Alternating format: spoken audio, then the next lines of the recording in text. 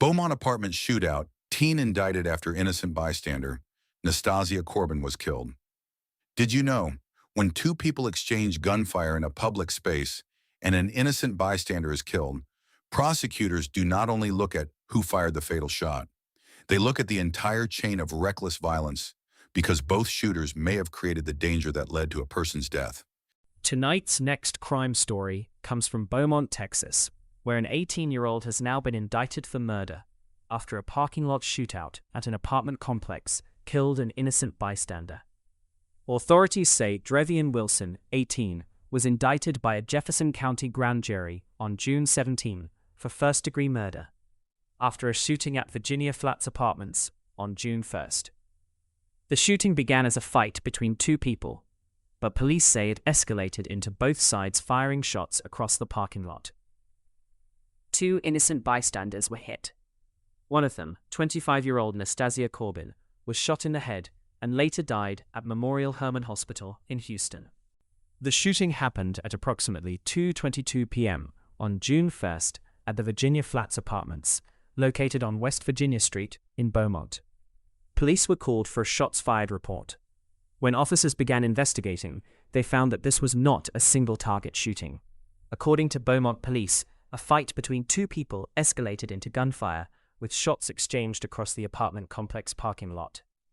That detail matters because apartment complex shootings are uniquely dangerous. There are children outside, residents walking to cars, people sitting on balconies, families inside units, neighbors coming and going, delivery drivers, visitors, people who have absolutely nothing to do with the conflict. When gunfire erupts across a parking lot, bullets do not respect intent. A shooter may aim at one person, but the danger spreads across the entire property. In this case, two bystanders were hit. Nastasia Corbin was struck in the head and transported first to a local hospital, then flown to Memorial Hermann Hospital in Houston. This case began as a confrontation. But once shots were fired and an innocent person died, the legal stakes changed completely. Police initially charged Wilson with aggravated assault involving a deadly weapon causing serious injury. But after Corbin died, the case was upgraded to murder. That is common in shooting investigations. If a victim survives, charges may begin as aggravated assault. If that victim later dies, prosecutors can upgrade the charge to murder. But here, the question is more complex because the victim was not the intended target. Investigators have to reconstruct who fired, where they fired from, who else had a weapon, and whether both shooters contributed to the fatal danger.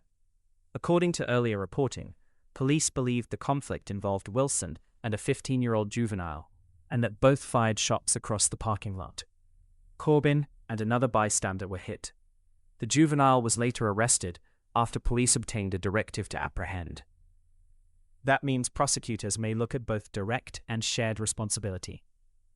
The legal theory may focus on whether the suspects knowingly engaged in conduct that created a deadly risk to everyone nearby. If two people are shooting at each other and a bystander dies, can both face murder charges? Yes. Depending on state law and the facts, prosecutors may argue that both participants created the deadly situation. The exact charge depends on intent, conduct, evidence, and who fired the fatal shot. The investigation moved through several key steps. Police first responded to the scene and began collecting witness statements. Multiple eyewitnesses identified one of the shooters by the nickname Dre.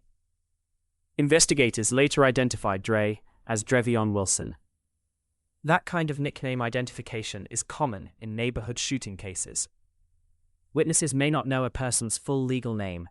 They may know a street name, a school name, a social media handle, a first name, a nickname. Detectives then work backward to confirm identity through photos, prior contacts, video, phone records, social media, and witness confirmation. In this case, police said Wilson admitted during an interview that he was involved in the shooting. They also cited physical evidence from the scene and video surveillance from the apartment complex. That combination is important. A confession or admission alone may not be enough. Video alone may not show everything. Witnesses may be afraid or inconsistent.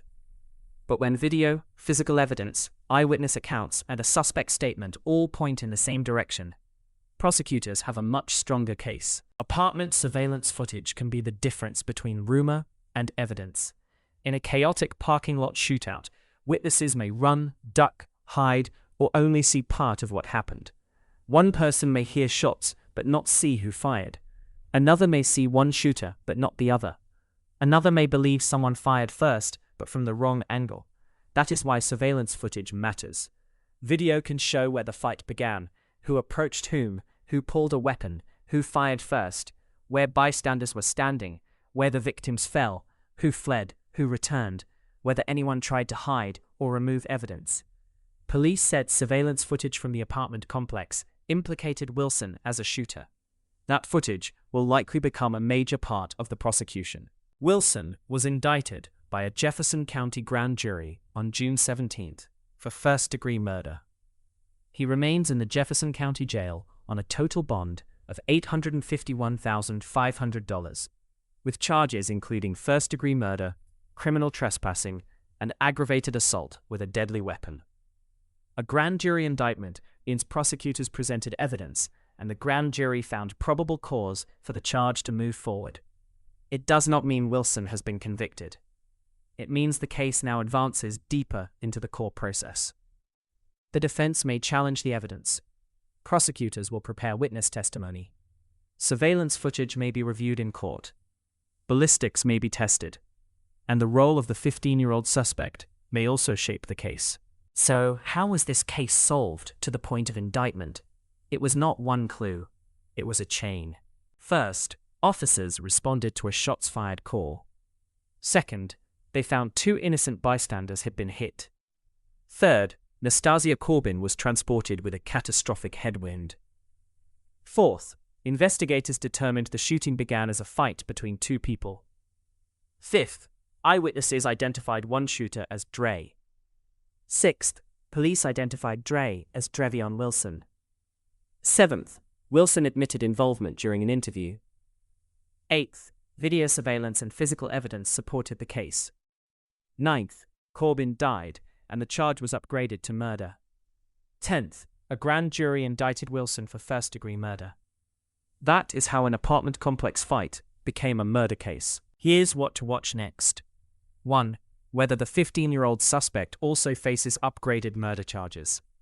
2. Whether prosecutors say who fired the fatal shot. 3. Whether apartment surveillance footage is introduced in court. 4. Whether Wilson enters a plea. 5. Whether other juveniles who witnessed the shooting cooperate with police. A fight at a Beaumont apartment complex turned into a parking lot shootout. 2 innocent bystanders were hit. Nastasia Corbin, 25, was shot in the head and later died. Now 18-year-old Drevion Wilson has been indicted for first-degree murder, and the case will likely hinge on video footage, eyewitness statements, physical evidence, and the question of shared responsibility in a deadly crossfire.